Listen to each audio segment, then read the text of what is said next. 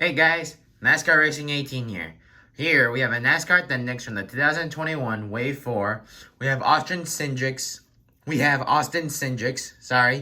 2020 Money Lion Championship season car. So on the back are other cars you can get and one truck. And let's get him out of his box.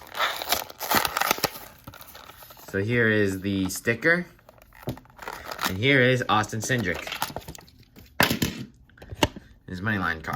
So, Austin Cindric drove this car in 2020 where he won the championship. So right here, it says right here, NASCAR Xfinity Series champion. Money Lion, obviously the Lion. The 22, because he drove the 22 at the time. But now he's going to drive the number 2 car next year.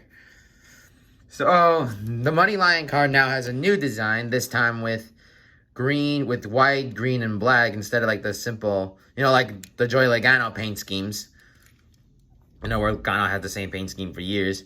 A red fender and a red spoiler to represent him in the playoffs.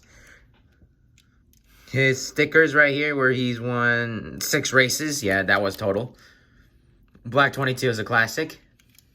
Nothing on the trunk. With white wheels. And that's about it. Well, guys, thanks for watching this episode, and more will be out soon. Thanks for watching.